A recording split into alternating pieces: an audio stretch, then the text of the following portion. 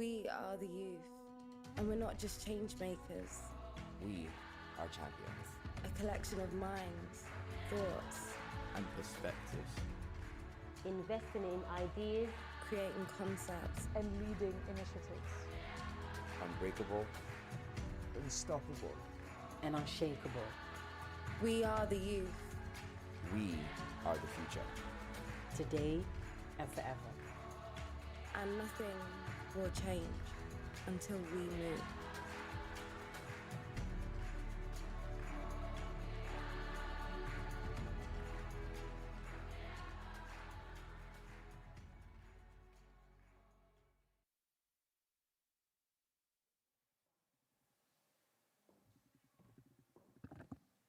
Hello, hello, everyone. How are we feeling? Come on, get some energy. You've had some foods. Come on. Fabulous. Those of you that are joined in remotely, hello. I'm not going to try and say hello in other languages. Tried that earlier. Didn't quite work. But yes, I'm really glad you're all here. So, of course, welcome back. I hope you've had a good chance to reflect, think about all the conversations we've had an opportunity to connect and share and network. I hope you've all done that. I saw some of you mingling around. That was lovely to see. I'm now very delighted to announce it's time for our final panel. And this panel of today is called Leaders of the New Cool. So can you please come up, my lovely panelists? Round of applause, please.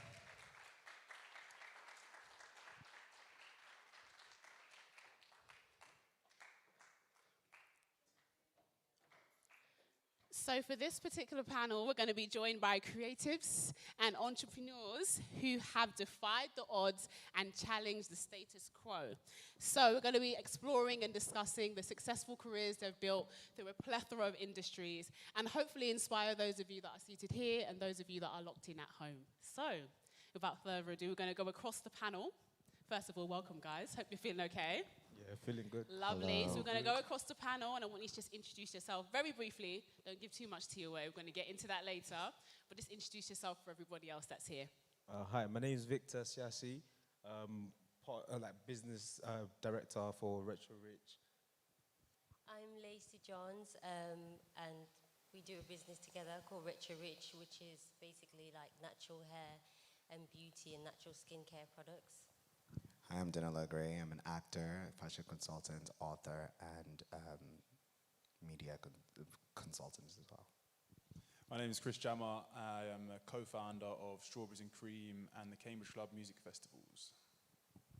Lovely. So I'm just thinking, when I was actually thinking about this panel, I was like, where do we start? Because when I tell you guys there's so much variety on this stage right now, I think we're going to delve right in.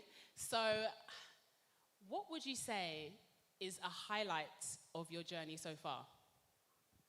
Well, for me personally, I think it's been seeing the business grow to the level it's got to now, because it initially literally started in the house, a concept, and we're kind of back and forth in it. And I think the current state where we're at and the kind of growth that we've gone through has probably been the highlight in the last few months.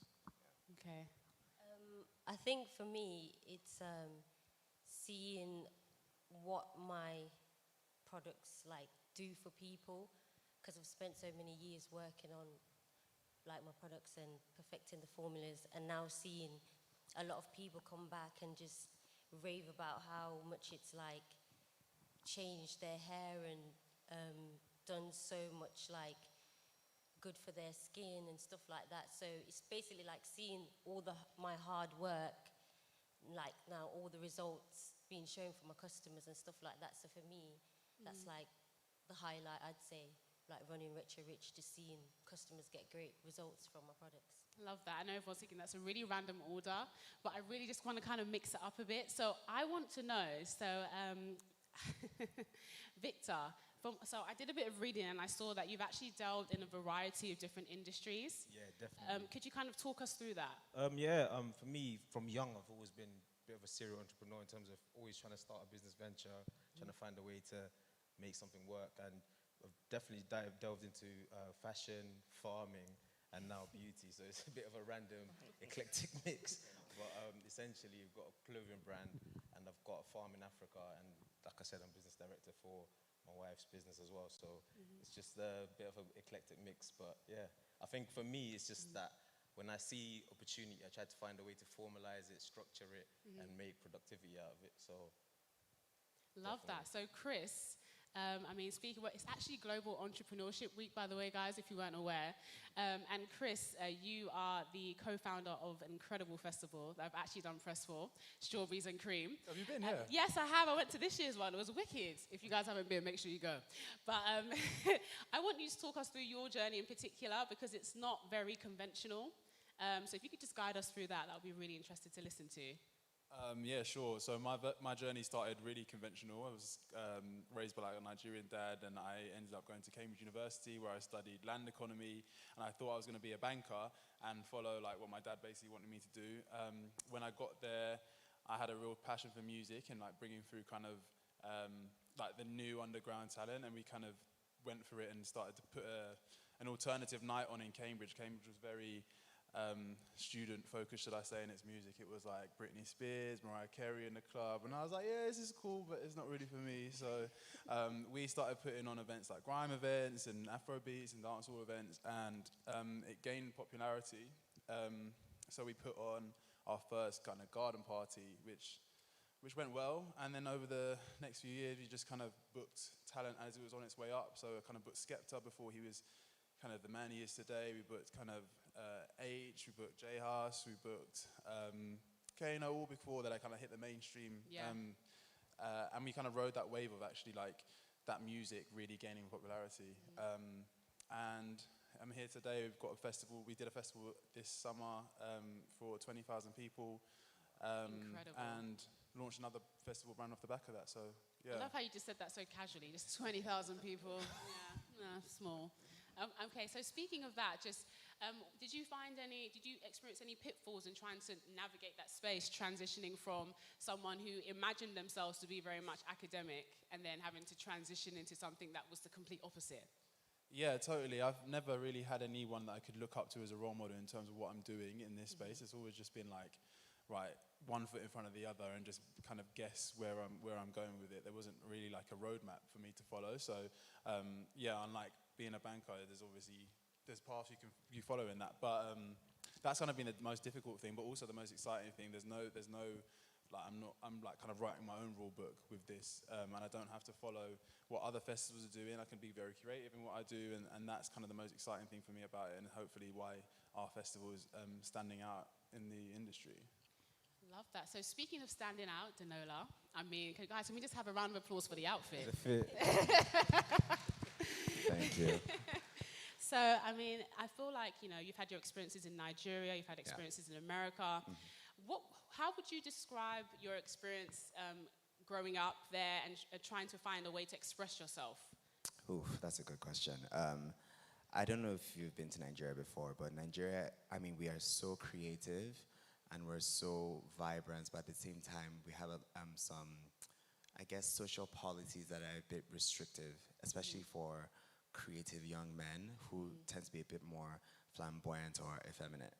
And so I was bullied a lot. Like, I was in boarding school in Nigeria for a few years, and that, let me not swear, but that went down. Like, it was baptism by fire, but it did lead to character building.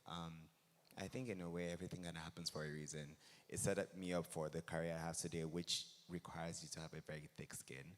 But I was taught from a young age that, I wasn't allowed to dress a certain way or like a certain kind of music or play with a certain kind of toy or be interested in fashion the way I was. So there was a lot of repression that was self-inflicted based on what I saw. And it took me, so it made it difficult for me to connect with people, men especially, because they were my main detractors.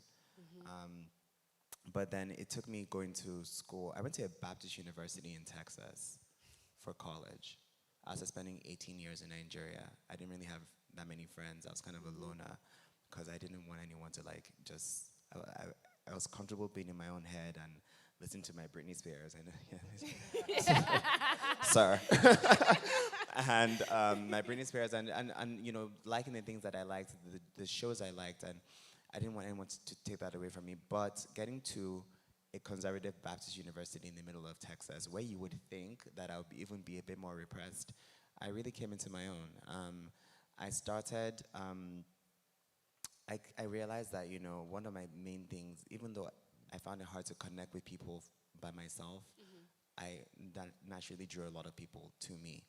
And, you know, people would tell me all their problems, and I'll speak to them, and there was a lot of healing that went both ways in those conversations that I would have. So at Baylor, I was like, you know what, like, who you are is inherently not bad, even though I was kind of, you know, told that I was, or I wasn't good enough. And I was like, you know what, screw it. I'm gonna just do me, and I'm gonna dress how I wanna dress. And I started dressing up properly when I was 19. I started dressing like how I felt on the inside. And in a way, my fashion and my personal style kind of became like my armor. And, you know, I was telling you earlier, I'm actually very socially awkward. Smaller groups are fine, but like larger groups, I'm like, you know, so. How are you doing right now? I'm doing okay. I'm like trying not to this look is into the good. crowd. but then, you know, I realized, you know, like, when you are so authentically you, so many good things happen. So I ended up with somebody that didn't have a lot of friends to being one of the more popular black students on campus. Like, they ended up doing an article on me in the school's newspaper. And so basically all of that led to me going to New York afterwards, and then moving back to Nigeria in 2013. And I started hustling and working my way into a career I have now through being authentic, dealing with the fallout, because Nigeria wasn't ready for someone like me. But then now they are.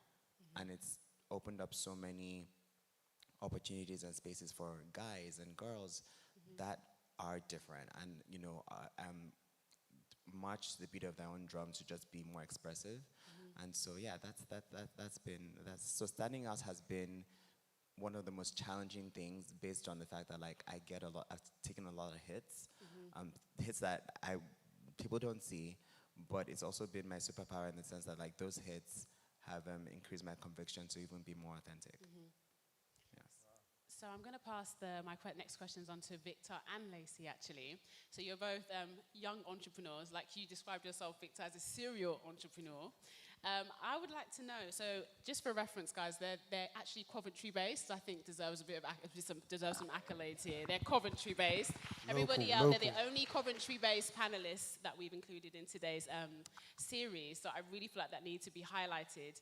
I wanted to ask, because you've been, I guess, delving into entrepreneurship for such a long time, how did you manage to remain resilient when things didn't quite make sense? Do you have a support system? Do you have any advice for those that are out there that are not quite sure how to navigate the shortfalls? I think for me, it's a lot to do with clarity of vision. So it's understanding the end goal, accepting it as a given fact, and then just going through whatever you have to go through to get to where you've already seen it. So when things don't necessarily go your way, it's like a bit of an adjustment that you have to realize what you need to do to get back on track, more so than giving up or saying, because essentially the game's never over until as long as you're breathing. So you've got to kind of find a way to self-motivate. And a lot of times, actually, in the entrepreneurial journey, you're not going to necessarily have the support. So that's like a luxury that a lot of people you might hope for, and some people actually do have, but most of the times you probably won't get too much support, and you have to have a lot of self-internalized energy towards your visions and your dreams, and kind of just keep hammering on. Definitely, that's been my most key thing, is just having that self-determination that it's me that's bringing a lot of the visions to fruition, so I've got to be the one that's self-empowered and keep clarity of vision and just keep going forward. I imagine, you know, being married to Lacey, you have that support there as well. Yeah, no, definitely. Between us, I think that's probably been because I essentially look at her as just another part of me, essentially, when I said that. Because, between ourselves, that's our key support. Because, I think that's what we probably relied on each other a bit, like life rafts after a while. Because, essentially, your partner is going to be a key part of that, because you have to kind of motivate each other when you're not feeling so good about certain things, and just, again, reiterating to each other the importance of what you're doing and why you're doing it. So, definitely, between ourselves, that's definitely been a major support network. No matter the fact that it's just the two of us, but Incredible. I mean, Chris, I feel like you can definitely chime in here, especially because he's looking at me like, why? It's all right, I'm sure there's someone out here maybe. But I would love to know, so as we have mentioned, you've gone from a very conventional route to a non-conventional route, as some would say. How did you navigate making that transition, and did you find yourself, up against anything, whether it was your parents, whether it was not being able to quite visualize the dream you had? Yeah, I mean, when I started this, I didn't ever think that I was going to end up here. It was more just like a hobby and something I was a bit passionate about. And it was, as I said, one foot in front of the other. My dad was not happy at all with me kind of doing this. Like, I was broke as hell. I was so broke, couldn't afford to get home, and I was still living at home with him. And he was like, what's going on? And I had to really work to prove to him in the early stages that actually there was value in what I was creating, and I wanted him to believe that there was something in this festival that I was doing. So when he actually came to the first one after I left uni and kind of saw where this could go, and he supported me in that, and that was kind of the biggest barrier I overcame. But that support allowed me to really push forward and not have that resistance. And without that resistance, then I took it to kind of the next level, because I didn't have to worry about, do I have to leave the house, or do I have to move out, or all that sort of thing. So yeah, his support was phenomenal for me. Love that. So, Denola, in terms of support, you mentioned how it was a bit of a struggle to kind of transition to allow people to come in and actually welcome them and allow yourself to actually have that community, so to speak. Yeah. So, I mean, even just thinking about the different locations you've lived in and the difficulties you faced, how would you say Nigeria is from a young creative's point of view? Honestly, Nigeria is the moment right now. Everyone is on it. I actually just got back day before yesterday, and the art scene, the fashion scene, everyone is just being so bold and expressive, and the creatives there. I think we all kind of know that we are fighting a silent battle against convention, so that we are banding together a bit more and relying on each other and collaborating more, and creating spaces where everybody can be seen and are expressive. I mean, we had a party on Sunday called Lagos is Burning. If anyone has seen Paris is Burning, it's about the Vogue ballroom scene in the 80s. We had a version of that in Lagos. Love and that. I've never seen anything like it before. The pictures on my gram right now, it's like, wow, this is crazy.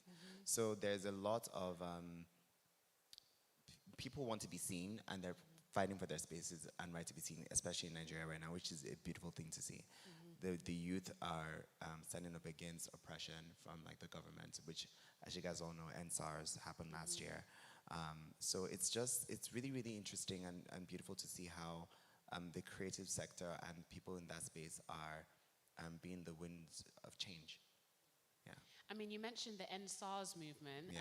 I think that's a perfect segue into just discussing the power of social media and how it's impacted all of you, in fact. So we'll start with Chris. How do you think the social media has been able to assist you in growing your brand and building a legacy?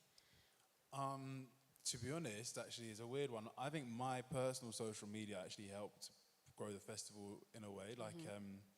I went on Shipwrecked in 2018, which I actually don't talk about too much because I'm not that reality TV guy, but at the time I wanted to just go on a desert island for 3 months, and I had the best time ever. For those of you that don't know what Shipwrecked is, it's a reality show on Channel 4 where literally you get thrown onto an island and they film you doing things. Anyway. I mean, if you want more details, speak to Chris later. So you just went there for 3 months? Let's read very quickly went there for 3 months? Oh my God. Anyway, I mean, forgetting that I went on that, but that actually, but it put me into the press, and my follower went up, and off the back of that, the festival was not a national festival, and I just used that moment to really drive Strawberries and Cream forward, and because I wasn't going on that to be this influencer reality guy, it was let's go on that, let's build my hype up, and then I'm gonna come back and put a festival on. I used that moment to really drive S&C forward. So I'm glad I did it. I have no regrets, but don't refer to me as Chris from Shipwrecked. I'm Chris that does Strawberries and Cream. You're gonna have to watch the episode though. So Lacey, how about you? And you have an incredible brand, Retro Rich. I was having a look at the Instagram and I'm like, okay, I need to get involved there. But she has 90,000 followers on Instagram, her brand does. And I feel like it's only right you share how social media has impacted your brand.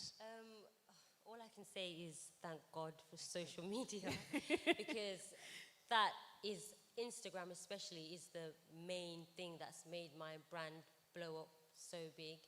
And I feel like it's just such a good way for me to be able to like connect with my customers, and I just feel like social media is just so good for people that want to like start businesses to use, to be able to like show their journey. Because with Retro Rich, like when you go on my page, if you've just come on the page and you don't know anything about the brand or anything like that, or you want to find out more, my whole story's there, my whole journey's there. So that's what I love about social media. People can just come on, see my journey, know more about me, because I make loads of videos talking about my products, myself, and how I was able to get the success I did with Retro Rich. And I just love being able to show all of that to everyone and help others that want to start a business. Love that. Okay, Denola, I think we're going to circle back to the power of social media with regards to NSARS and even yourself, because I even said when I spoke to you just before we hopped on that I knew of you from TikTok. From TikTok, oh gosh. Yeah. Yeah, I mean, I barely even post on TikTok. I kind of put the remnants from my Instagram on TikTok. But social media, it really is powerful. I think, if used correctly, it's a really, really great tool. NSARS is an amazing example of that. I was very active in that as well. I was out there protesting for the 5 days until the government, murdered the peaceful protesters. May they rest in peace last year. They've banned Twitter in Nigeria now. Yes. Because that was the way that we were mobilizing and using information to kind of, save each other from, getting arrested and spreading information about the truth of what was going on when they tried to cover up some of the atrocities. So like I said, when used correctly, especially in a place where there's censorship, corrupt censorship, it's a really, really great thing. And I'm really thankful for it because last year, the Feminist Coalition and all the other people involved in NSARS used social media to kind of mobilize and send aid and help to the people that were being violated and arrested and all those things. So it was really, really great. On a lighter note, but also still valid, by the way, NSARS all the way, forever.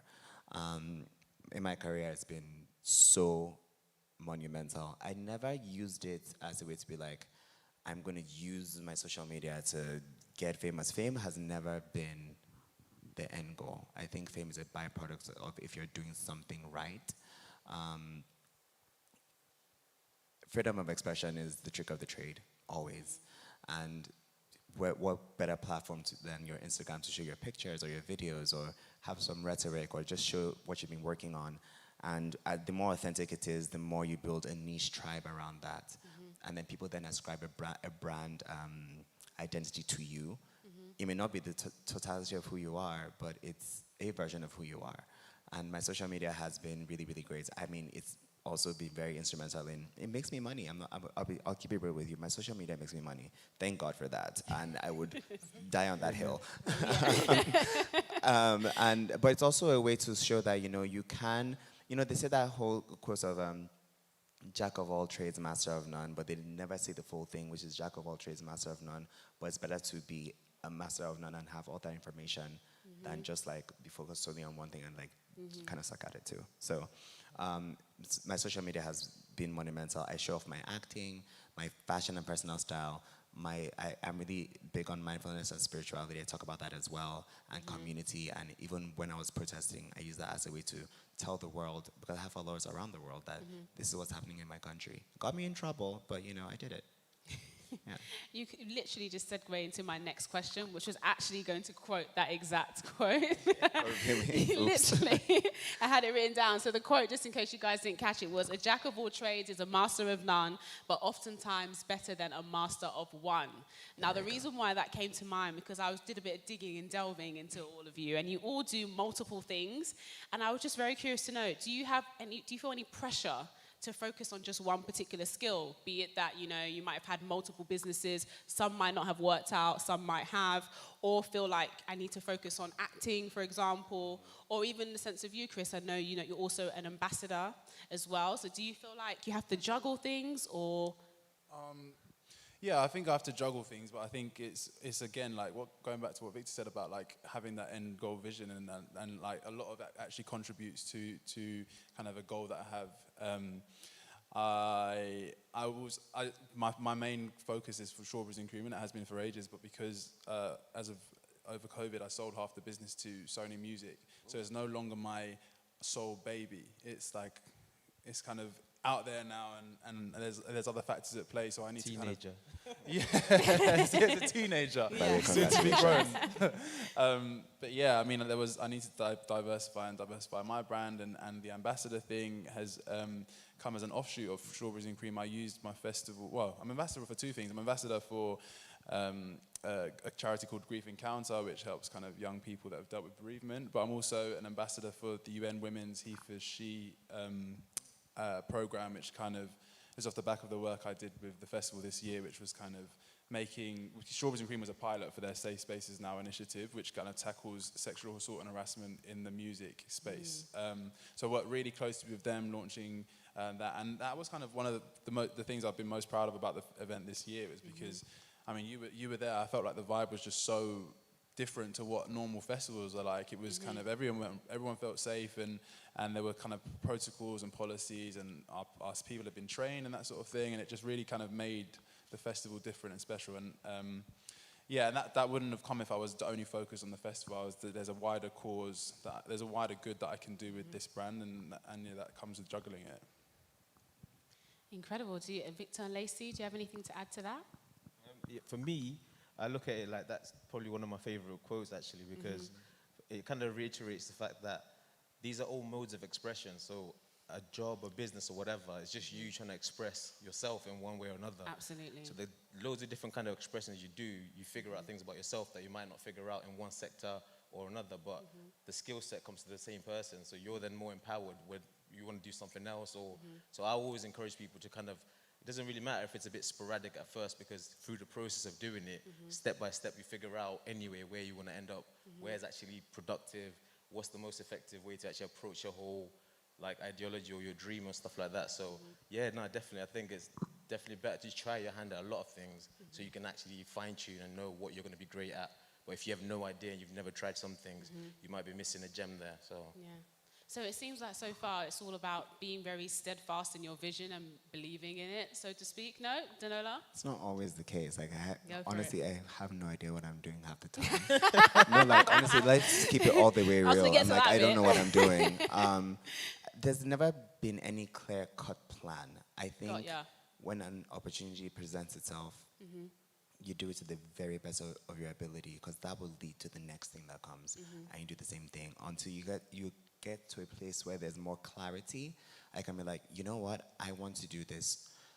Acting came from being a TV presenter for 3 years, which came from writing for a lifestyle blog for 2 months, which came from starting my fashion blog website in 2014.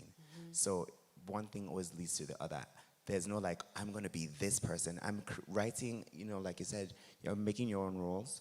I'm writing my own story as I go along. There's no, like, I want to be this. There's no version, or, like, you know, Chris said, there's no one that I know that's doing all the things that I do, and nobody will ever be able to do it the way I do it, because nobody else can be me, you know? So there's no, like, clear-cut vision.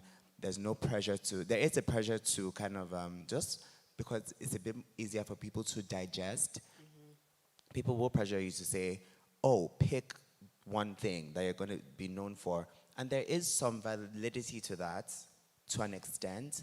But if you can do multiple things and dominate at them at the same time, then you don't have to choose one. Just be awesome. Be great at them all. Yeah. I feel like you can have like more than one dream anyways, because there's so many other things that I want to do. And now that I've done one, I've just clocked like, oh, I can do those as well. I just have to focus on those like I focus on this one, and I can make it happen. So I don't think anyone should just stay stuck on one thing anyways. I think everyone has like different interests. You're not just going to be interested in one thing for the rest of your life. Oh, I'm into hair care, this is what I'm going to do now until my last day on this earth. No, there's so many things I'm interested in myself. Like, it's so funny as well because I actually started off doing nails first before I even got into hair care. And then when I had my salon in Coventry, that's when I actually started getting interested in hair care. And I'm thinking, that's actually more for me, hair. I'm actually, I started educating myself on that. And I'm thinking, yeah, that's actually what I want to do. So there's just so many things that you can just experiment with until you find what's for you anyways. But I don't think anyone should stay stuck on one thing anyways. It's like a whole world out there. Just explore and try different things and just see what works for you. Can I add something? Go for it.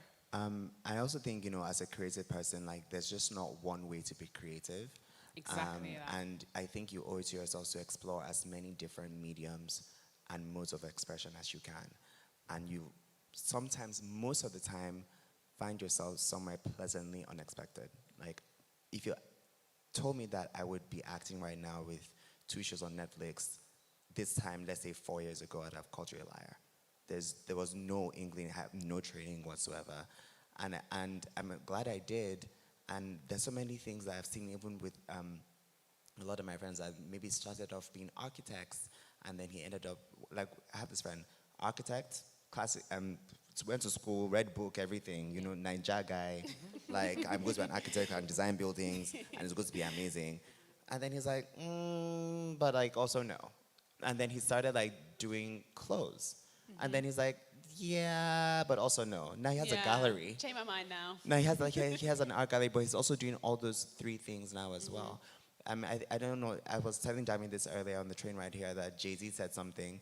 Oh my God, I sound like one of those guys on Twitter. Just saying. Oh my God. I'm not part of the Dinner with Jay-Z tribe, I promise. But he did say something that was poignant, like, as a creative person, you have to make sure that at the time of your death, there's literally nothing else left to give out of that creativity. You have to like live out your purpose to the fullest. And so if it's, hair care, nail care, revitalizing businesses, or fighting a cause. Fighting a cause, bringing people together, enjoying music, exposing people to different kinds of music, because a lot of artists don't get that. If it's making people feel, which is my thing, I just always want to make people feel and connect and just like dig deep and feel. Make sure that at the time of your death, every single mode of expression of that purpose is exhausted. Word. Everyone's literally like, yeah, let's clap for that. Wow, okay. So, I mean, like I said earlier, you're all entrepreneurs in your own right. We've explored, I guess, the idea of building a support system.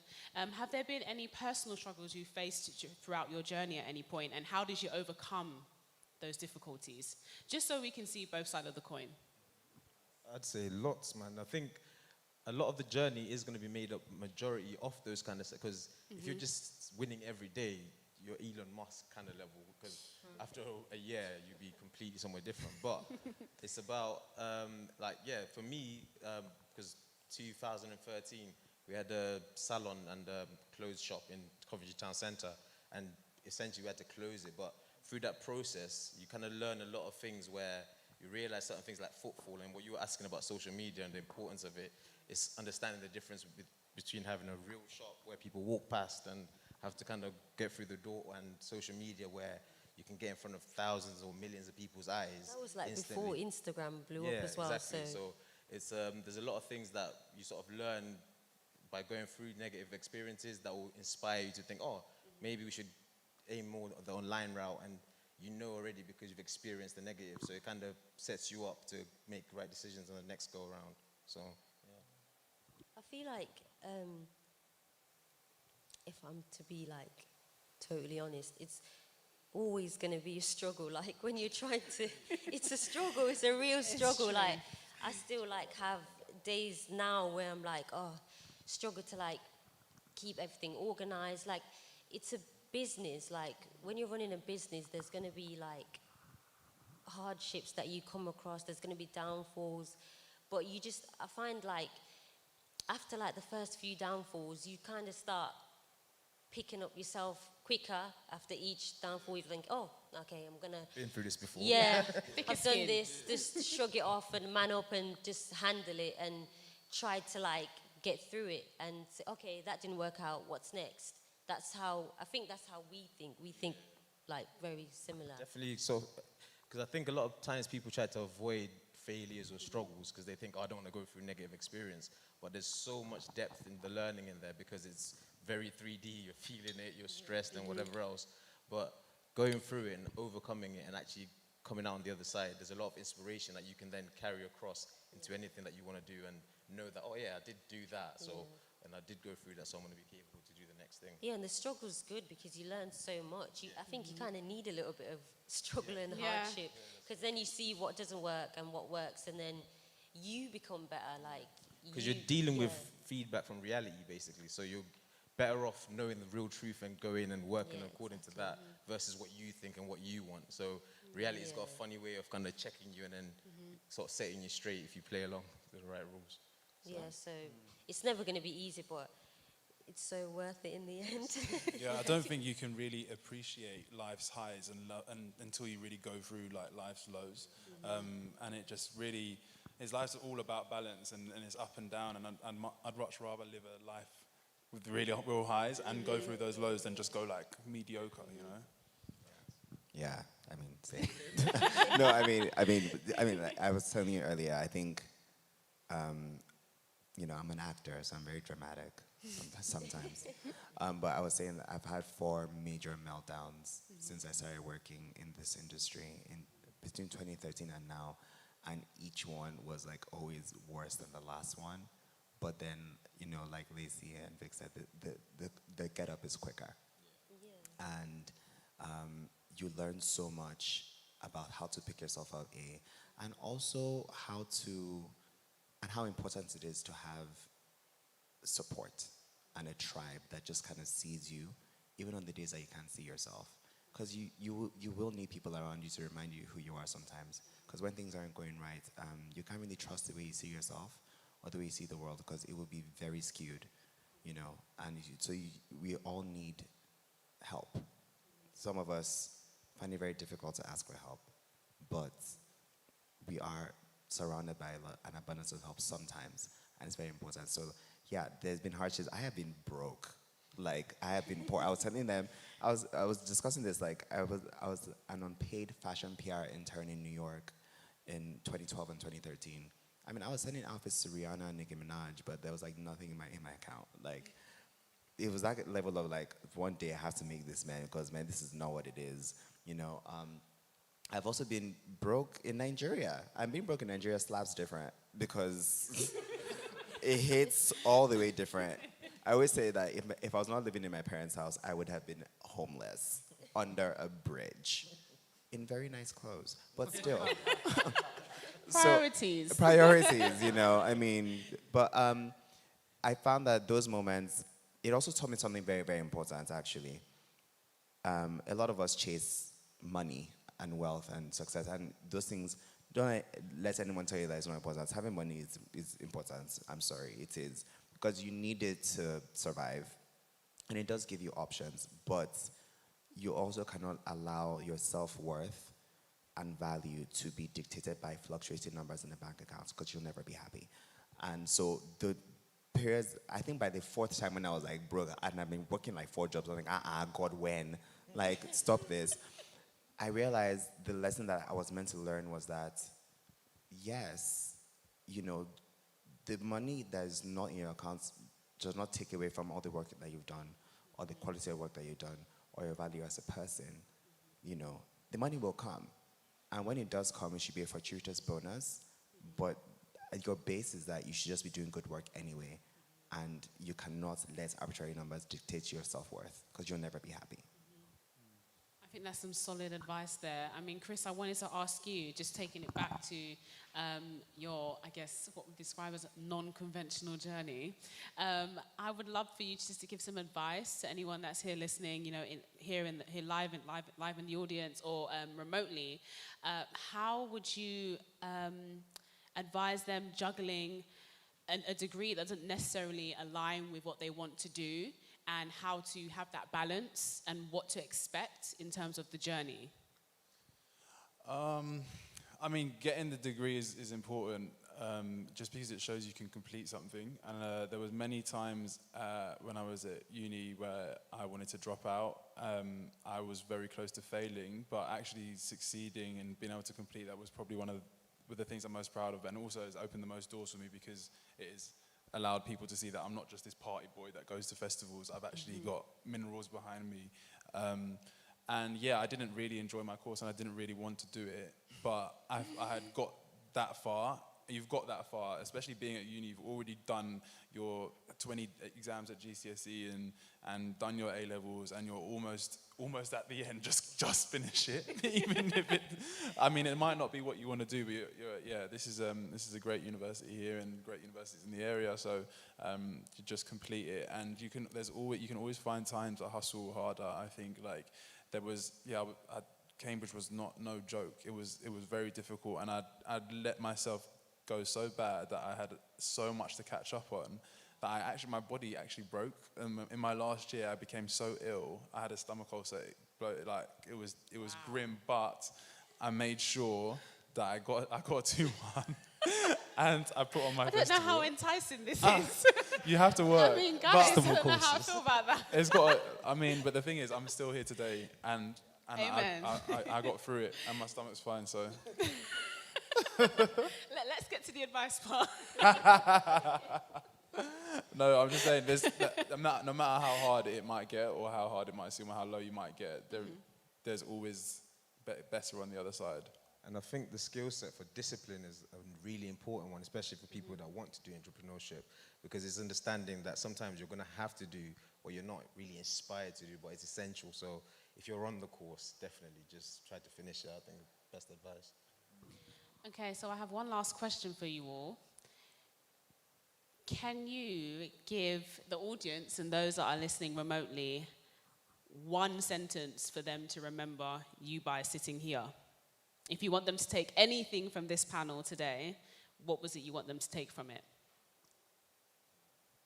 Okay, you'll start with me. I'd say that it's to understand that you're a vessel for abundance. It's just about understanding how to tap into it. Mm-hmm. I'd say... that was going to be my next question. How do you do that? How do you do that? How do you do that? No, Victor, we're actually asking, how do we do that?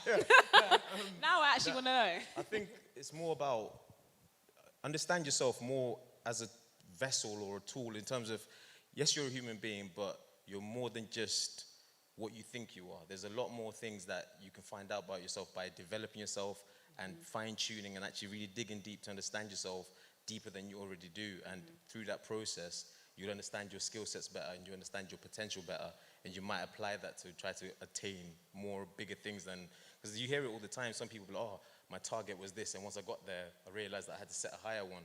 So it's about understanding that your ceiling might not be reality ceiling. So you're basically a vessel of abundance. So yeah, dream bigger than what you're doing. Dream bigger. Lacey? Yeah. That makes a lot more sense.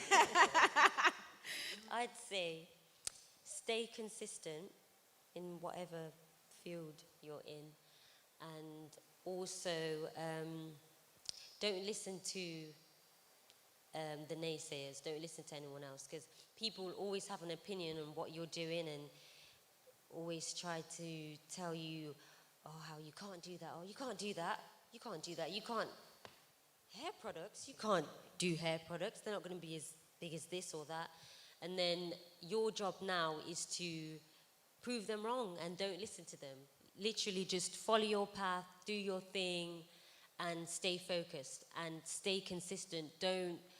It's okay to take breaks. I'm not saying you can't take breaks, but keep working towards that end goal. Don't put it on hold. Just keep doing what you need to do, have your plan, and keep looking forward. Anyone else, if they've got anything negative to say, just be like, oh, I hear that. Oh, cool, okay. And then just ignore them and do what you're doing anyways. And you'll get the results that you want. That's what I'd say. Stay consistent. Don't listen to the negative Nancy's and you're good. You'll be good. You can achieve anything you want. Just stick to that. Denola, thank you. Okay, I would say is that we are infinite spiritual beings having a very temporary human experience. So if you're going to wake up every day and go out, make sure it's worth everyone else's while, including yours. I think that growth and progress come when you operate outside of your comfort zone. So operate outside of your comfort zone. That was short and sweet. But yes, thank you. So we're going to pass that out to the audience. Anyone have any questions for us? Can we get a mic to the front, please? I see 2 hands have gone up, so let's just go to the young lady with the red jumper. Pardon? Yes, I do. Thank you. Hey guys, thank you for that. My name is Chrissy, but my question is mostly for Denola and Chris. Like, how do you guys work with, so like when brands approach you, how, as creative, how do you make sure that you're getting what you need to get out of brands? Because I believe like as a young creative sometimes, and like when you have like values and visions, you always have like your dream brands, but how do you guys make sure that you guys get that freedom and that creative freedom with the brands, that there's a balance between like what you're giving and what you're getting, especially for young people? Because I feel like we're in a generation where like big brands will approach you when you become a big creative, but it's more about, our generation is more about the money than the value of what you stand for. How do you guys make sure that the brands you align yourself with align with your vision, but also you're getting your true creative and freedom working with them? I think I learned slowly that you should only work with brands that really do align with you. Like there's a lot of options to kind of work with brands and take the money that actually doesn't really serve you and serve your long game as well. And when a brand does align with you, you'll get on better with them to give your freedom with it. So for example, if I'm working with a teeth whitening brand that just want me because I've got Instagram followers, like they're just going to want one piece of content from me that is very boring. But if I'm working with a brand that actually is aligned with the festival, and then I can actually be more creative in that content that I create, so I can be more authentic with it. But it's learning to say no when even the money is good. I agree. Like I've said no to a lot of brands just because I don't align with them, or they wanted to dictate how I created content that I was putting on my page. And I'm like, there's a reason you came to me in the first place. So respect the aesthetic and the message, or don't be part of it. Sometimes the bag looks really enticing and like, I should have said yes. But the thing is, when you have a platform and you have people following you, they want to trust you. And if you do anything out of character or things that don't align with who you are, you're essentially selling a lie. And that kind of integrity, or loss of integrity, can be damaging to you as a brand. So yeah, say no sometimes. It might be hard, but it's so worth it for the authenticity factor as well. That absolutely links back to our previous panel, because we actually were exploring the importance of integrity and maintaining that, and also just ensuring that you do choose brands and you do align with the ones that do follow your morals, your ethics, and your values, and not compromising from that, and believing in the process and understanding that you will get your dividends as long as you stand firm in what you believe in and continue to express yourself as you choose to. Because at the end of the day, when the brands come to you, it's because they saw something in you. They want you. So it's not right for them to turn around and say, actually, don't like that part of you, but I want this part. It's either all or nothing, essentially. And we had another question just at the back there. Just get the mic over to her. Thank you. Just introduce yourself and share your question, please. Hi, I'm Kyra, and I'm a fashion student here at Coventry. Thank you for sharing. I wanted to ask, as someone who has several interests, and I would say I'm a jack of all trades, if that's the best way to say it, I struggle a lot with knowing how and where to start with some of my passions, but also kind of persevering and being consistent with it, because I don't really know. Like sometimes I'm like Denola's friend and I'm like, actually no, I don't actually like this, or actually no, I like this part of it, but I don't like that part of it. Like I like to sing, but I'm scared of like how toxic the industry can be and stuff like that. So how do I kind of navigate myself to actually starting and persevering and actually loving it? Because I feel like it's half-hearted sometimes. Like I'm worried that I'm going to lose a passion for it along the way, etc., etc. So I hope that was clear. I think, to be honest, it starts off with how determined are you in terms of getting started? Because essentially, you should just find out by taking the steps. So if there's a vision that you're like, I really want to do this, try doing it. And if you run out of passion with that and you can't reignite it, you're going to have to try to do something else. But with what you have, where you're at, start. No matter, because if you've got loads of ideas, it's better because some people don't even have any ideas. So at least harness one of those, and you're going to learn things during that anyway, regardless if it succeeds or fails. Your skill sets are going to still keep building. So do something with whatever vision or whatever you want to get started or whatever you're thinking, do it to exhaustion. Yeah. And then if nothing comes from it, you're going to learn anyway. So you're always upskilling it so that next time you try to do something else, you're in the best stance to actually succeed with it. Yeah, like don't think about it too much, just start. And then that's the only way you can find out. You're not going to perfect it from the start. Yeah. You have to kind of build and develop yourself, because all you're trying to do through the journey is to understand yourself better. So take the steps and just understand the power of that one step at a time. Because you can see like a flight of stairs and want to be at the top by jumping there. But the best way is to just do them step by step. And through that, you definitely get somewhere.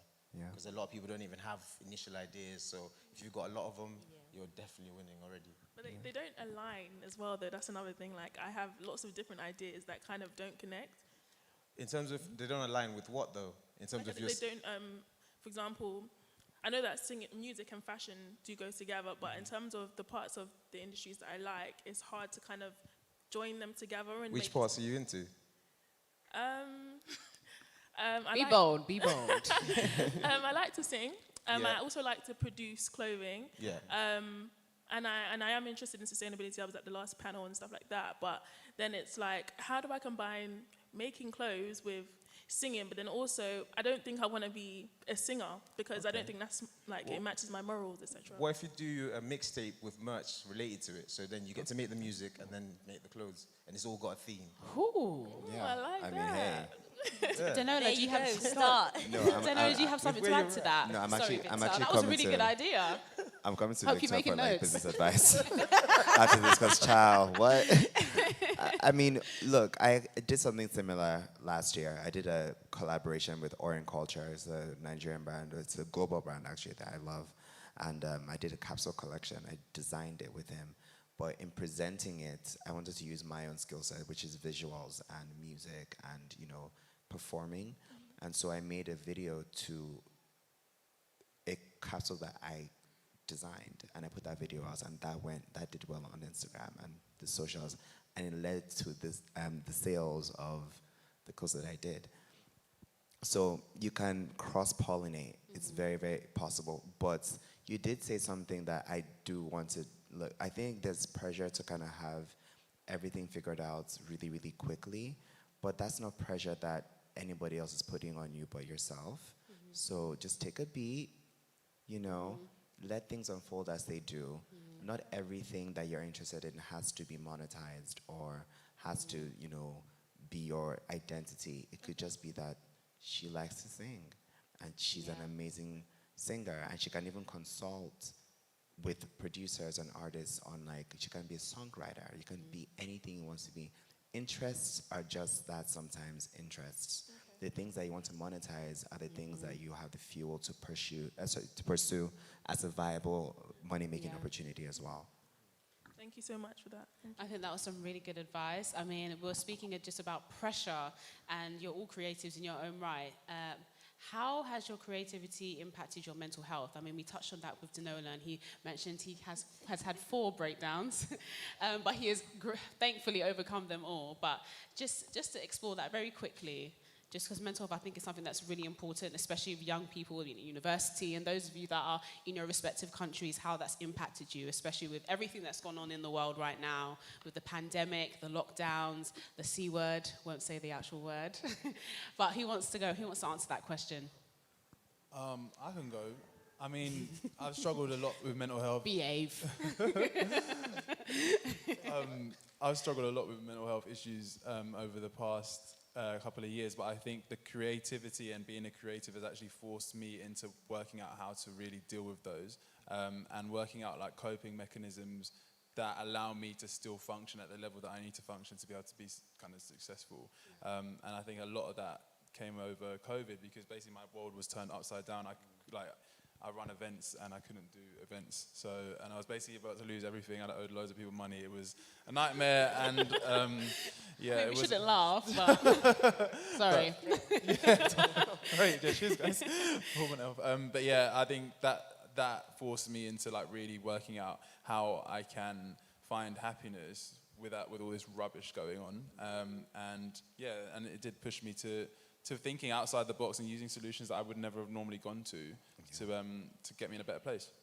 Yeah. Oh, I mean, do you want to go? Yeah? Okay, I mean, I'll talk, but Okay. In terms of mental health, I think recently the conversation is becoming more and more popular, and I'm starting to realize essentially we all struggle with mental health in terms of some capacity, because it's about trying to align how we see the world with the reality of the world. And I think if we all really, it's like trying to look at the sun. It's too bright to look at the reality in terms of having to deal with life as it is. So whenever we kind of face knockbacks, everyone kind of has to readjust their mental health to the reality that they're now facing. So I think it's part of human nature to essentially battle with your mental health as a process of developing and understanding who you actually are. So I think sometimes what feels like a real struggle is part of the process of actually discovering yourself, because like what Chris was saying is you kind of go through things, but they build you. So do you not want to go through the things that will build you? Or so it's one of those things about, I think it's about how you approach it, process it, and internalize it, and understand that, oh, if everyone's going through it, it must be part of life. It's a really like something that no one wants to go through, but essentially at some stage you're going to go through something that's going to shake your cage a little bit, and you have to learn to readjust and rebuild from those ashes. So would you say it's just a part of your development 100%. and your evolution? Because for me, the conversation is becoming more and more popular, and people you might not even think are coming out and saying it. So I think we all have the same issues. So it must be something to do with the whole being a human thing, you know. So yeah, that's the way I see it. I think it's about how you deal with those challenges is what makes the story. It's not the fact that you're going through them. It's something to essentially expect. So Denola, I feel like you have something that might contrast that opinion. No, it's not a contrast. It's, I guess, an extension of that. Okay. I think, like I said, like I battle with mental health. I have since I was a child. It came from, the not connecting and the bullying and feeling displaced. You become anxious, Worst case scenarios always play in your head. You're not comfortable with not knowing what to expect from people, from situations. Anxiety is uncertainty. Anxiety is also living in the past and also living in the future and not living in the present. And it's something that I don't think anyone should, because when you're anxious or you're sad or you're depressed, because anxiety usually precedes depression. When it goes unchecked or when you feel like you don't have a safe space to speak about it, especially men, especially black men, don't get the space to talk about it. They just keep trudging along and they say things like, we move. No, we don't move. You're falling apart. That is our hashtag. No, it's our hashtag. I mean, exclamation mark. I mean, different. I say it all the time. It's like our quotes in Nigeria, we move. I feel like it's worldwide. You're barely moving, child. You're falling apart. But at the same time, I will say this. Yes, it's part of life to go through challenges, of course. It doesn't mean that those challenges can't break you sometimes. And you have to absolutely have compassion for yourself for not operating at your optimum levels. And also know that, and also accept that two sides to a coin of the same sentence, nothing lasts forever, in a good way and in a bad way. The hard times don't last forever, and also the good times don't last forever. Everything is as it is, but you have to absolutely have compassion for yourself in those moments. Yeah, because it's not a joke. Like, it's a war in your mind, and when you're ill physically, you go to the hospital and they fix that. When you're ill in your head and your emotions, there has to be space for that as well.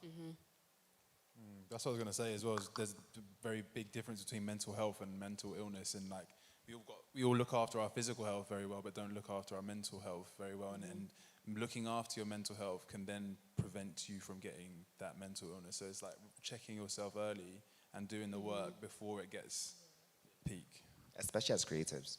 Yeah, I feel like as well, to touch on what Victor said, like mental health, everyone has it, but like, especially like in our culture with mental health, it's not really like like in my household growing up, even like from a child growing up to like, say when I was a teenager, I'd say that's when I had like, you know, when you're like discovering yourself and you're going through trying to find out who you are, and you can get sad, or you just, different feelings are now coming to you, and you kind of don't know how to really deal with yourself, or what you're going to do, or how you're going to go out there in the world and deal with it. I feel like with our culture, obviously, it's not really spoken about as much, and there's not really, well, I felt like there was not really any help like that out there as much. I couldn't really go and sit and talk to like people in my family about, oh yeah, I'm feeling The this support way, wasn't or, easy accessible. oh, I'm feeling depressed. It would be like,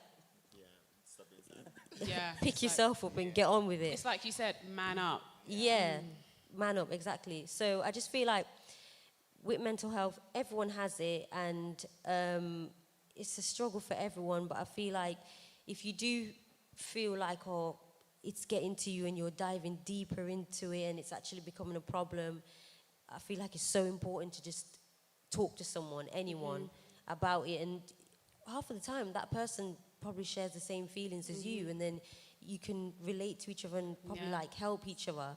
So yeah, just if you feel like you have issues and you are struggling, just talk to someone. Yeah. I like the point that you mentioned, that there's definitely a difference between mental health and mental illness. Yeah. And I think it's about people checking their mental health, like you say. Exactly. A lot, and that's where the conversation and people can share toolkits of how to actually address it. And a lot of times people are leaving it and trying to internalize and bury it, and that's not the way to go about it. You kind of have to, okay, I've got problems, but then when you realize everyone else has problems, then yeah, you understand that it's part of your journey to deal with them. Because if you've got a broken leg, you're not going to keep walking on it. You kind of have to stop, address it, and then you can move. So essentially just address your mental health, because it's something you need to check before it gets too far. Incredible. So we're definitely over time, but I've been told we have a question. Yeah. Shoot, what's your name? Tell us your name and share your question. My name is David. I'm from Ghana. I feel like I have to add that. Charlie. So my question really is, for a long time, I've been doing really great with my career. I've worked with a lot of known brands, right? And I'm thinking, at what point do you move away from the idea that you're working for someone and you're doing your thing? Because I would say I found an early break. I've worked on projects with Apple, Unilever, Chelsea, even Black is King. I was the cinematographer for that.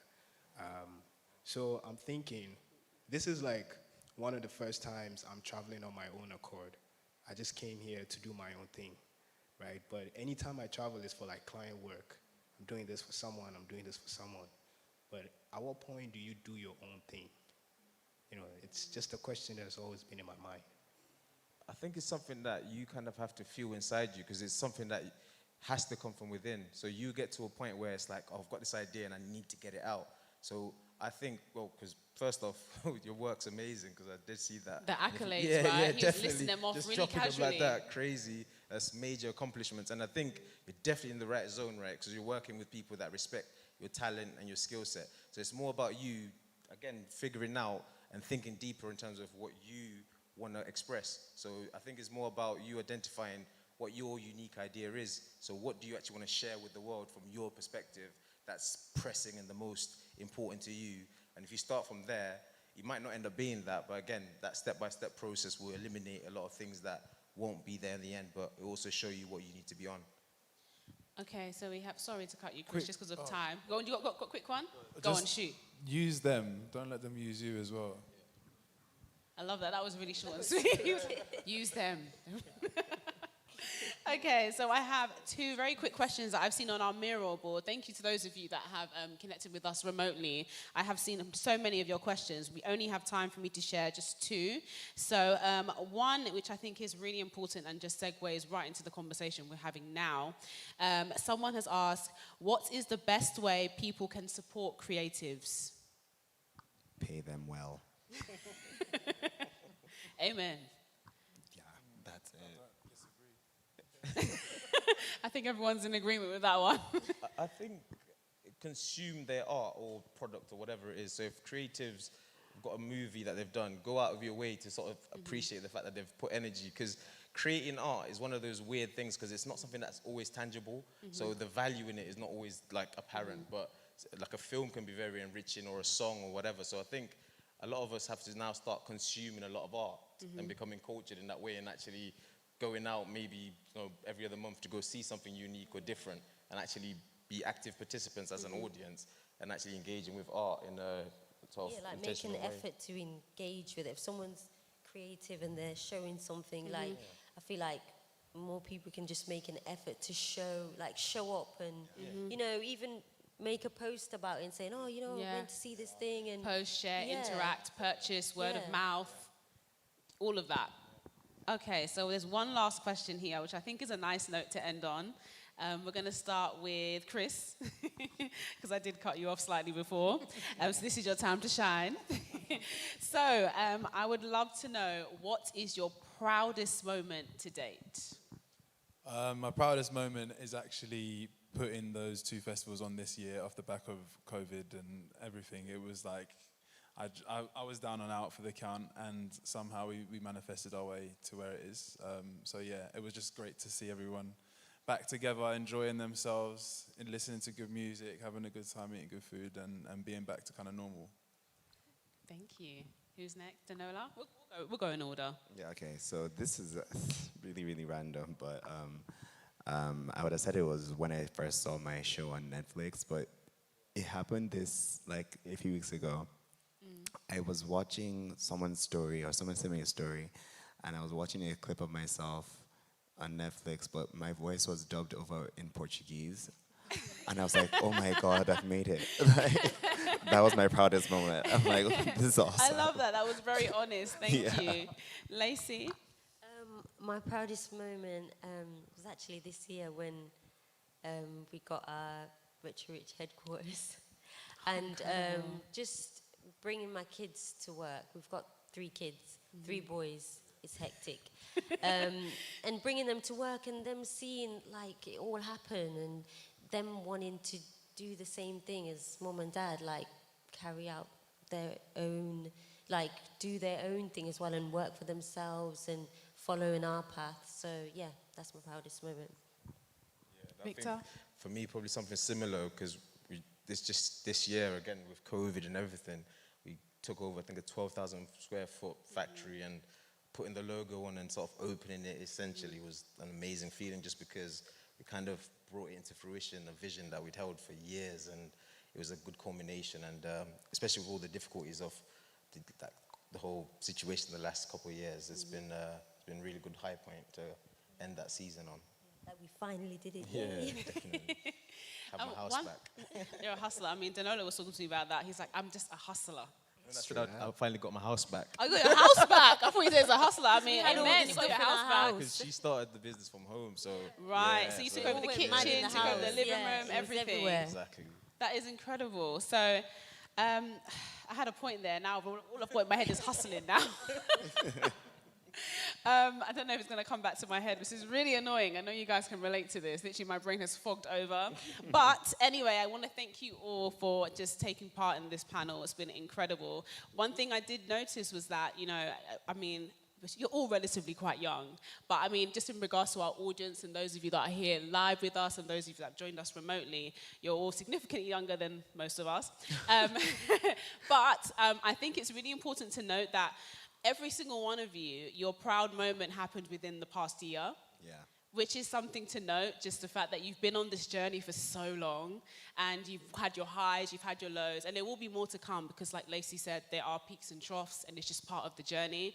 But just for those of you that are listening and watching, just take that from this, that those moments, they're there and they will happen, and you just never know when it will be, because there's no journey that's linear. Yeah. There's going to be those moments where it doesn't quite make sense, you're not quite sure what to do, and it's very important to have that support system to ensure that, you are honest with yourself, and you also, I think the main thing I got from this was to be authentically yourself.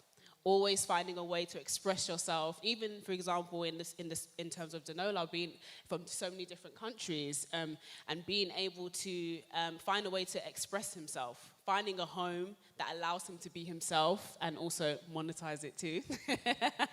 But yes, so I want to thank you guys so much for taking part in this panel. Can we have a big round of applause for our panelists, please? Thank you for having me. Thank you, Thank you, guys. Your stories were incredibly inspiring. So yes, you can kindly step off the stage now. #WeMove, exclamation mark.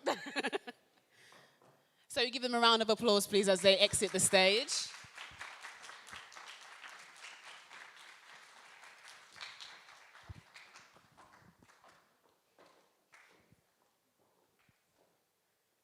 Can I just say, it was really nice to sit down for that bit because I've been standing up for every segment I've had.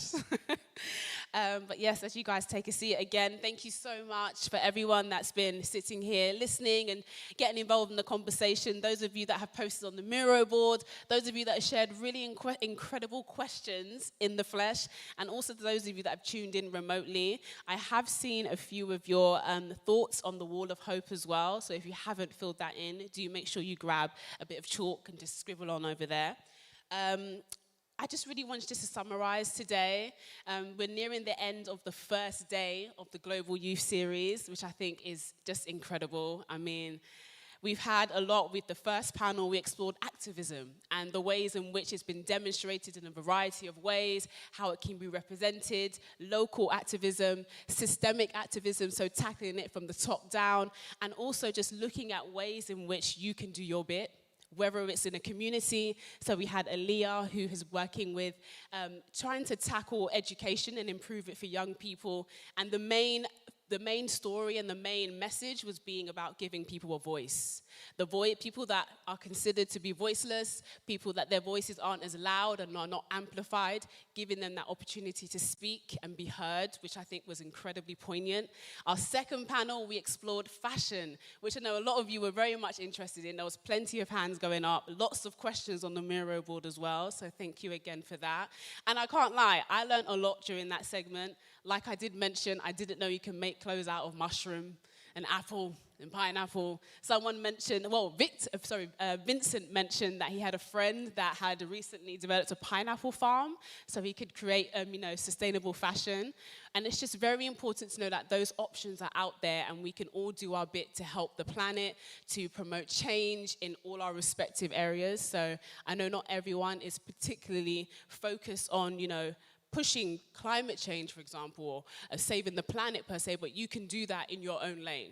There are things that you can do to amplify your voice, to show a form of activism without having to be right at the forefront. You can do that right from your living room. You can do that in front of your computer, in front of your phone, whatever it is you're doing. Make sure you do it loud and proud and be authentically yourself. And I love that message for today. So, just to give some accolades, so the City of Culture, Coventry City of Culture, and My Runway Group have put on this event to show the impact that you can have locally and globally. And I hope you've all taken that from today. So what I would love to do is just ask the audience, especially those of you remotely, to have a look at the messages on the Miro board and just give yourself a chance to reflect. So for those of you that are here, you can also have a look at the Wall of Hope. Have a look at some of the things people have scribbled down. It might be questions, it might be thoughts, it might be just a simple sentence. It might even be something just to encourage you or uplift you. You don't know what it could do with your day.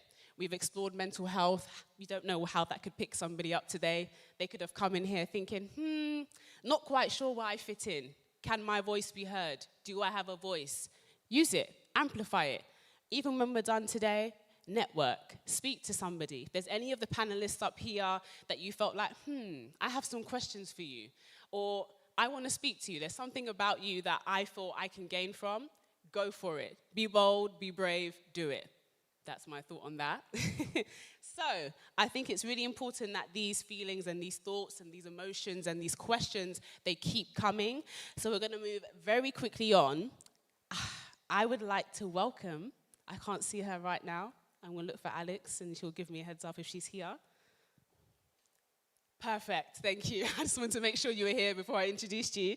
So I would like to welcome Shanine, who is the Creative Director of Coventry 2021 UK City of Culture. And she's here to say a few words. So we have a big round of applause for her, please. Had to be sure you were here. No problem. Let me hand you a microphone. Yeah, help yourself. I'm going to sit to the side and you can take center stage.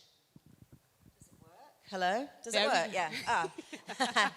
Hi, everyone. Everyone here in the room and everyone watching from somewhere else. It's so great you're all here. Thank you so much for getting involved in this program. It's one of the projects that I really wanted us to do when I came to Coventry and we were starting to think about City of Culture. Really thinking about the role that young people, young adults should have in thinking about our cities, thinking about our futures, and bringing their kind of ideas, their creativity, their imagination, their activism to really kind of changing the world for the better. I got involved in arts and culture when I was in my 20s, and I did it because I wanted to make change happen. And I knew that working with artists, with people that are creative, who think differently, who think out of the box, we could actually tell different stories. We could put a focus onto what's going on in the world and get people to take action. And that's what we're doing in Coventry as well. So it's brilliant that you're all taking part in this because, you know, you are all the future of our planet. And you know, we are having a discussion at the moment about green futures and climate crisis. And of course, it's a really pressing, urgent issue that we save our planet and make sure that for us and our families and we have a place to live in the future. But as we were talking about earlier, it's the small actions that we can all take.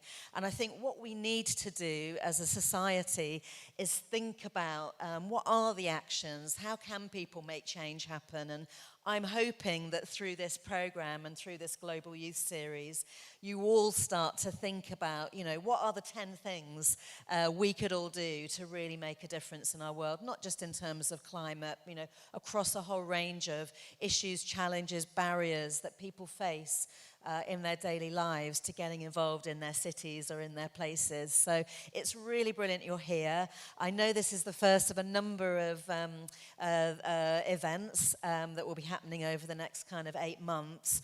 And hopefully you're going to have continue to have loads of great speakers that come and chat with you, but also that you're also going to get a chance to share your voices as well. I just want to thank the British Council because they've supported this project.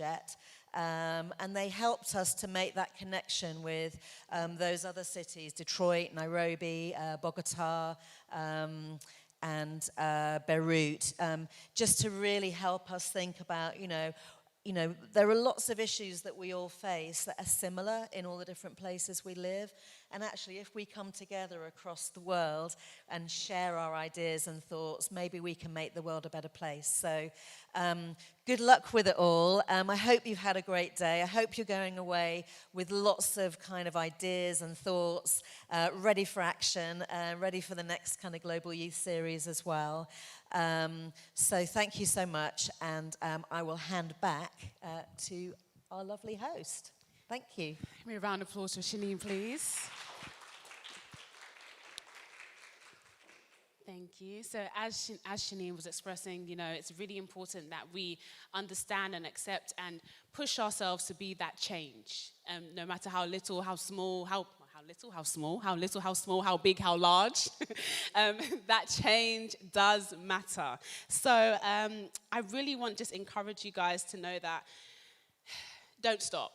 Even when it feels like it doesn't make sense anymore, or it feels like you can't see the end, just keep going. Like, it's really important that these questions you have, they're shared, and it really can push to, I guess, provoke change, you know, for people that are in positions of power, people that need to actually stand up and make a change on our behalf. but obviously sometimes they need a bit of a push, and that's where we come in.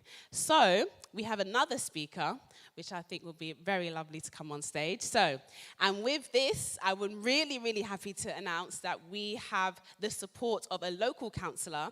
Her name is Becky Gittins. Now, she is a Labour councillor for Earlsdon. So I want her to come up and say a few words to our audience. Please come on up, Becky.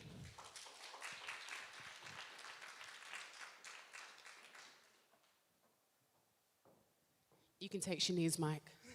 Ooh, can everyone hear me?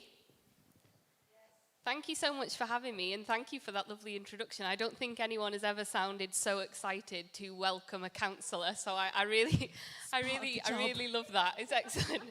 Keep that up. I'll have you as my personal hype man now, coming in to do everything. But I just wanted to say thank you very much for having me here today, and not to underestimate when we're sat in socially distant seats in slightly disparate ways, and people joining remotely, just how brilliant this event has been today. I've seen some of it at home and some of it here, and what has really struck me is the amount of talent and the amount of excellence that there has been on this stage. Looking into the audience, looking at our panellists for the last panel, the one that I've seen here in person today, it's so inspiring, and I think, as well as the people that have been on the stage, the people in the audience have been amazing, which is why I think it's such a good idea that we had some time to network. Some of the people asking the questions are local artists and curators who are helping young people in the area come up through the ranks and have a career in the industry themselves. So I think that really speaks for itself, not just the people that we have up here, that come and speak and present to you, but the people who want to come along, support this kind of event, and take stock of some ideas. So I just wanted to say a few thank yous before I go on to my reflections of the day. Those thank yous obviously need to go to My Runway, to Coventry City of Culture, to the Youthful Cities, to all of the panellists, the hosts, the speakers, and the audience today. I think we can all agree that it's been a really fantastic event. And I think as well we've had a good representation of different artistic mediums. So we've not just had boring people like me talk at you, or we've not just had panel events, we've had film and music, and we've had spoken word, poetry. We've had a lot of different mediums. So we've really lived what it is to be a youthful city in terms of our arts and our diversity. One of the things that's really struck me today is that we've had people join from very far away places, but they are not discussing far away issues. They are discussing issues with such commonality for us all. And I want to take you back to the first panel that we had today with Dose of Society, where we had a panelist from Nigeria, and he talked about corruption within his country and when he got into activism and why. And though, you know, we're sat here in Coventry, we're in the UK, what's been hitting our headlines this week? We've been talking about government corruption. We have shared issues and shared goals that as young people and as a young city, we can resolve together. And thinking about the pandemic and where we are at the moment in terms of that narrative, young people are basically the recovery is being built on the back of young people. You know, we're a week away from when the budget was announced. We've seen changes to national insurance being raised on our young people, and I think it's fantastic that so many of our young people are speaking out.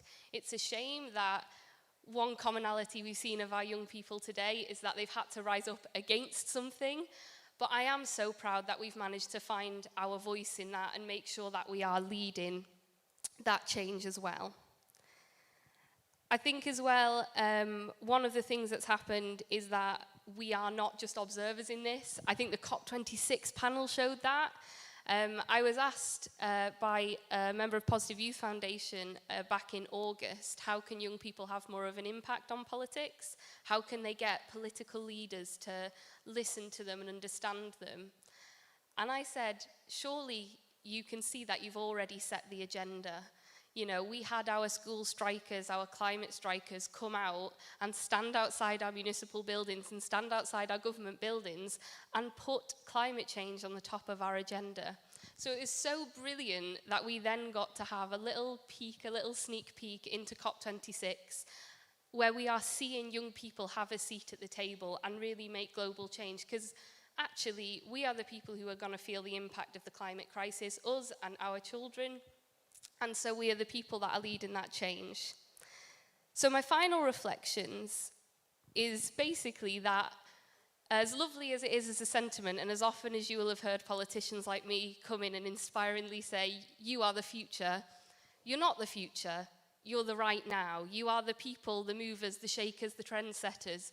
You are the people who are creating the decisions right now. You are the people who, in order to govern our countries and to lead us into the 2020s and 2030s and 2040s, we need your buy-in. You are leading that. And I think that's incredibly empowering.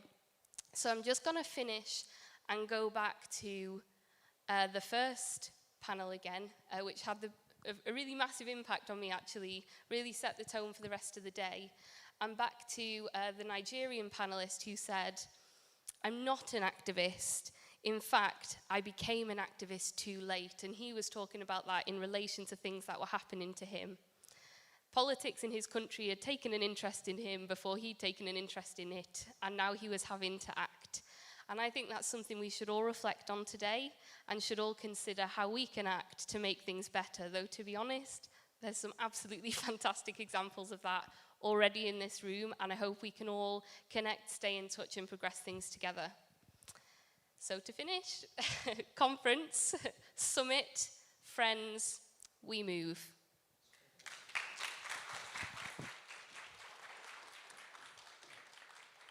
Thank you, Becky. You forgot the exclamation mark, but it's fine. So yes, of course, we've got to the end of the first day of the Global Youth Series. So let's look ahead at what's next. So the next Global Youth Series Day will be on Friday, the 18th of February.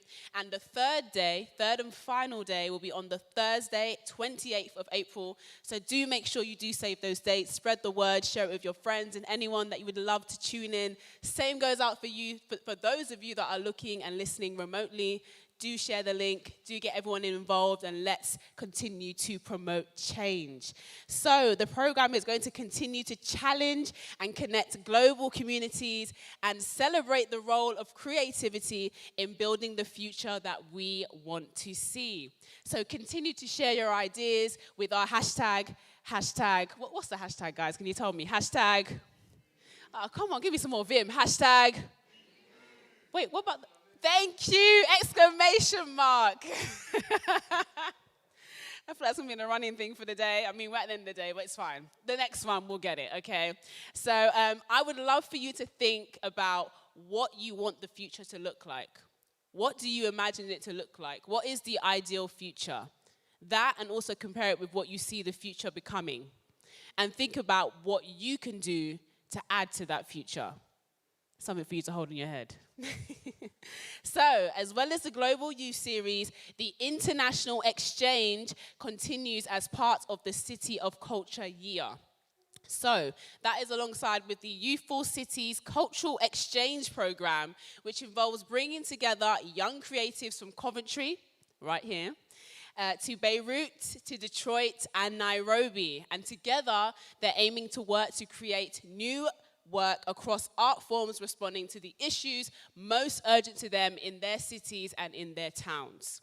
So today we have seen some of the work, heard from some very brilliant young people involved, from the poetry of Theo. Thank you so much, Theo. She's right at the front there. To the new Beirut film introduced by Jade, who told us more about the process of his creation. So that was in the first panel.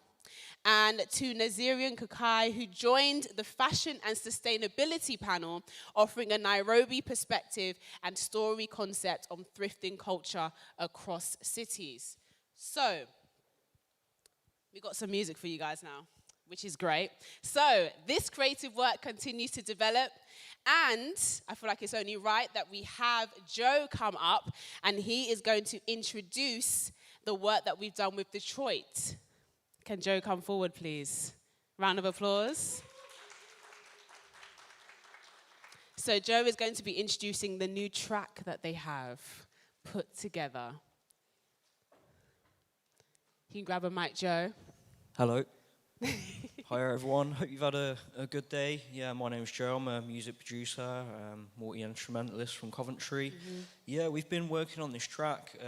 We sort of started off meeting remotely with the people from Detroit, sort of discussing what issues we had in common and the sort of themes we wanted to sort of work on musically and lyrically and carry over with those themes. This is sort of a track we've got that's in progress that we're sort of pulling together multiple musicians to work on. It's called Come to This. So yeah, I've produced this, played keys and guitar on this. We've had Andrew, who's an amazing bassist, he's really great. Sibby, who's done some vocals. So yeah, I hope you all enjoy it. Yes. Woo-hoo.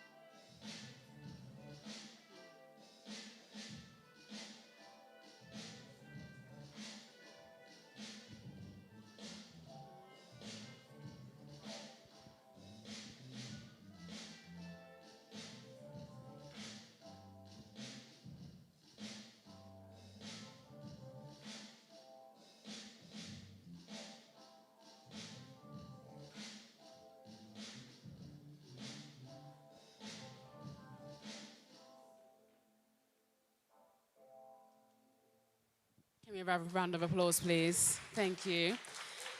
So just to emphasize, that song is as a result of the Detroit and Coventry exchange, so the young creatives involved within that. That is the first track of a new album that is in development, so do stay tuned for that. There's a lot more to come. I really enjoyed the instruments that were used in that. They're not ones where you're just standing there like just tapping your foot, nodding your head. shaking your shoulder, maybe a little shimmy. Shimmy it. I have to slow down a little bit now. Okay. So yes, thank you so much, Joe, for coming up to introduce that. But of course, the music doesn't stop there. I've been told we got a DJ. DJ Pack is going to be over on Instagram Live. He is going to be coming through with an absolutely incredible set. He is a Ghanaian DJ, but he also is Coventry based. And I've been told he is one of the most booked DJs in the Midlands. With that said, I've been told that DJ Pack, is DJ Pack right here, right now? Hey, DJ Pack. I thought you were going to be virtual, but those of you that are virtual, he's not the same. You are not the same. He is right here in the flesh. So yes, DJ Pack is here. He is going to be giving us a live DJ set.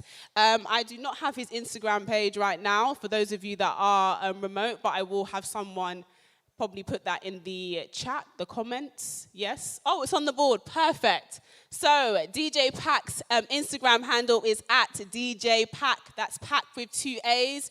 Do make sure you join us over there. Enjoy the set wherever you are in the world. Please make sure you shimmy your shoulders, tap your feet, bop your head, whatever you need to do, however you get down in your respective country. With that said, I'd like to give you a very final promise. Hopefully you see me again. But it's a final thank you to the My Runway Group. Also, I'd like to give a massive thank you to the Coventry City of Culture. And of course, as Shani mentioned, the British Council, because they are the reason why we are here today and how this has happened. So this is our first day, and hopefully it's the first of many. I hope you do make sure you keep those dates that I mentioned previously in your mind. So we have one in February, and we also have one in... who can help me? Who memorized the date?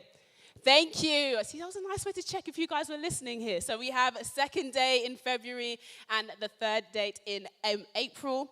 So yes, I hope you guys have enjoyed today's program. I've had an absolute blast guiding you through along today's journey. So yes, this is our first day concluded, and I'll see you in February. I've been Lola Michelle, and that's the end of the Global You Series, Day 1.